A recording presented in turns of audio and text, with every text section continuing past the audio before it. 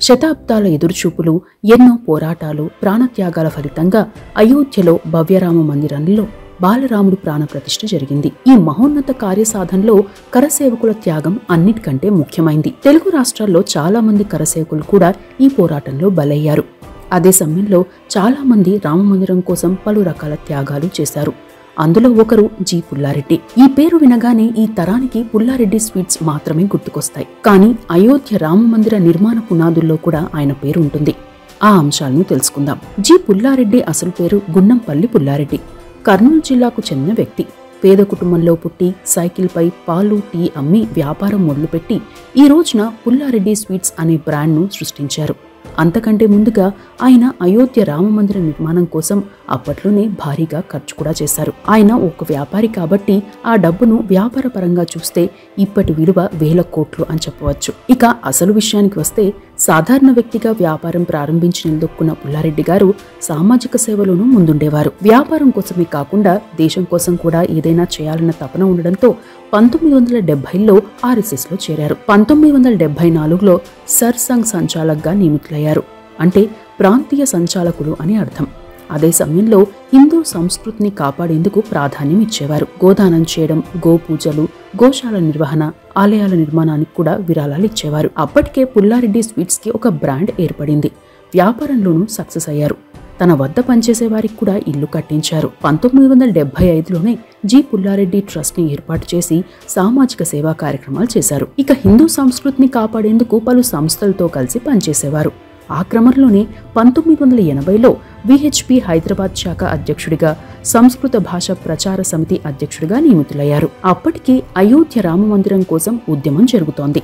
ఆ టైంలోనే VHP అంతర్జాతీయ కోశాధికారిగా నియమితులయ్యారు. భాగ్యనగర్ గణేష్ ఉత్సవ కమిటీకి అధ్యక్షుడిగా కూడా ఉన్నారు. జి. పుల్లారెడ్డి గారు VHP అంతర్జాతీయ కోశాధికారిగా ఉన్న సమయంలో రామమందిరం కోసం VHP భారీ ఎత్తున పోరాటం చేపట్టింది. ఈ ఆలయ నిర్మాణం పోరాటం కోసం నిధులు ఇచ్చేందుకు కొన్ని రాజకీయ పార్టీలు, ముఖ్యంగా జనసంఘ్ ముందుకు వచ్చిన రాజకీయ పార్టీల నుండి విరాళాలు తీసుకోవద్దనే స్వీయ నిబంధన పెట్టుకున్నారు. దీంతో VHP సొంతంగానే విరాళాలు సేకరించాల్సిన పరిస్థితి ఉండేది.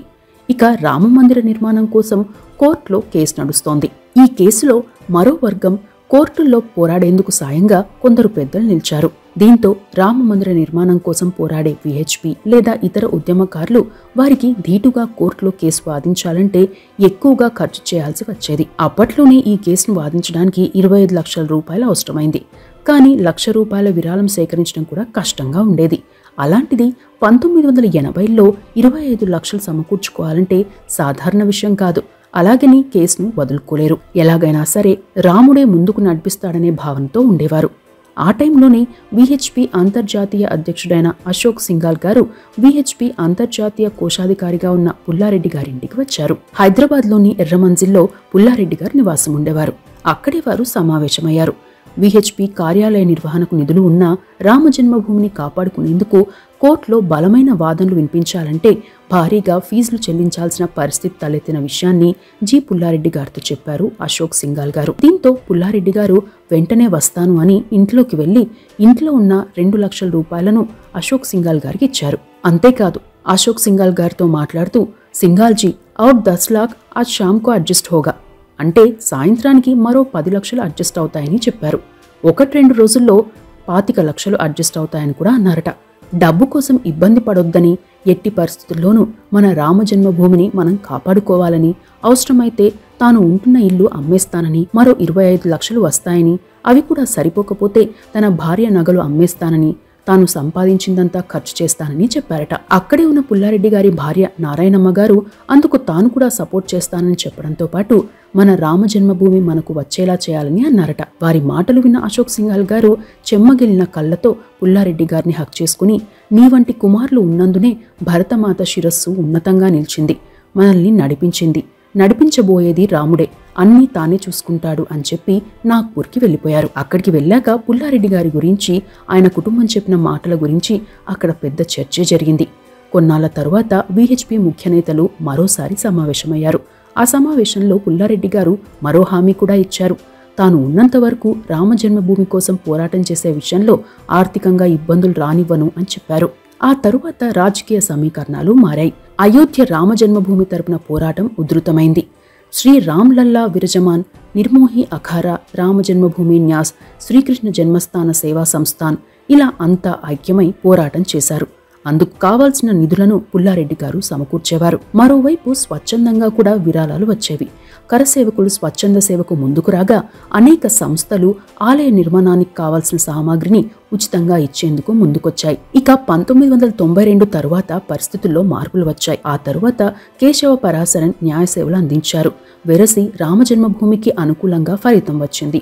భవ్య రామ మందిర నిర్మాణం జరిగింది. ఇక్కడే మరో విషయం ఏంటంటే, రామ మందిర నిర్మాణం కోసం విరాళాలు ఇవ్వడంతో పాటు అయోధ్య పోరాట సమయంలోనూ భారీగా విరాళాలు వచ్చాయి. జి పుల్లారెడ్డి గారిని చూసి గుజరాత్, మహారాష్ట్రకు చెందిన వారు కూడా విరాళాలు ఇచ్చారు. తాను విరాళం ఇవ్వడంతో పాటు ఎంతో మందికి స్ఫూర్తిగా నిలిచారు పుల్లారెడ్డి గారు.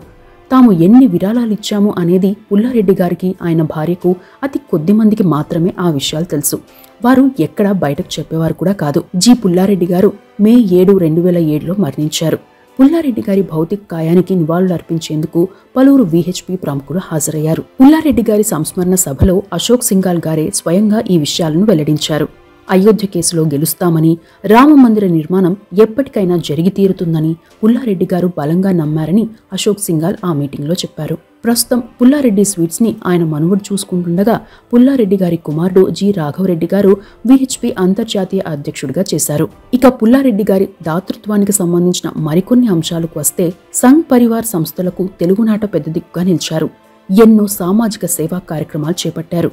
రామకృష్ణ మఠ్ లాంటి సంస్థలకు గుప్త దానాలు చేశారు. అబిడ్స్ లో ఇస్కాన్ టెంపుల్ నిర్మాణం కోసం 950 గజాల స్థలాన్ని విరాళంగా ఇచ్చారు. అనాథలకు, పిల్లల సంక్షేమానికి విజ్ఞానపీఠం అనే ఆశ్రమాన్ని స్థాపించారు. పుల్లారెడ్డి చారిటబుల్ ట్రస్ట్ తరపున పేద విద్యార్థులకు ఉపకార వేతనాలు అందించడంతో పాటు విద్యా వ్యాప్తికి కూడా కృషి చేశారు. ఇక్కడే మరో విషయం ఏంటంటే, పుల్లారెడ్డి గారు 1957 నాటికే ఆయన వ్యాపారంలో నిలదొక్కున్నారు. కర్నూలు, మద్రాసులో మిఠాయిల దుకాణం పెట్టారు.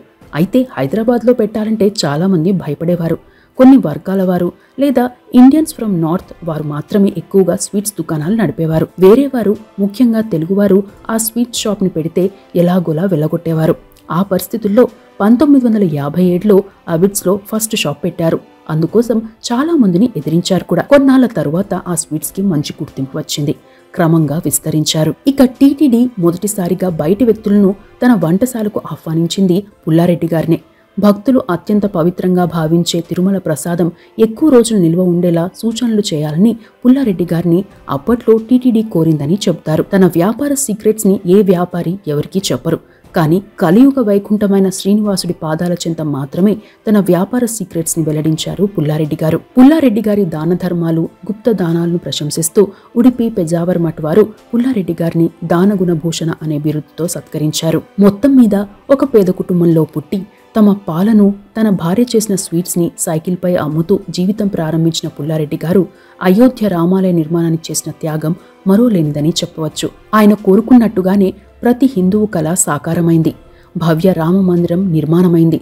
బాలరాముడి ప్రాణప్రతిష్ఠ జరిగింది. ప్రస్తుతం అయోధ్యలో రామ మందిర నిర్మాణానికి ప్రభుత్వం ₹1 కూడా ఖర్చు చేయలేదు. భక్తులే స్వచ్ఛందంగా ముందుకు వచ్చి భారీగా విరాళాలు సమర్పించారు. మందిరం కోసం సుమారు 3,000 కోట్ల రూపాయల వరకు విరాళాలు రాగా, ఇప్పటి వరకు ఆలయ నిర్మాణం కోసం 1,800 కోట్ల రూపాయలు ఖర్చు చేశారు. మిగిలిన నిధులు శ్రీ రామ జన్మభూమి తీర్థక్షేత్ర ట్రస్ట్ వద్ద ఉన్నాయి. కానీ అప్పట్లో పుల్లారెడ్డి గారు స్వయంగా ఇచ్చిన నిధులు, సేకరణ ద్వారా ఇచ్చిన నిధులు ఆనాటి పరిస్థితుల్లో చాలా విలువైనవి అని చెప్పవచ్చు. ఇవి అయోధ్య రామ మందిర నిర్మాణం విషయంలో పుల్లారెడ్డి స్వీట్స్ వ్యవస్థాపకులు, విహెచ్పి అంతర్జాతీయ కోశాధికారిగా పనిచేసిన మన తెలుగువారైన పుల్లారెడ్డి గారు చేసిన త్యాగానికి సంబంధించిన అంశాలు.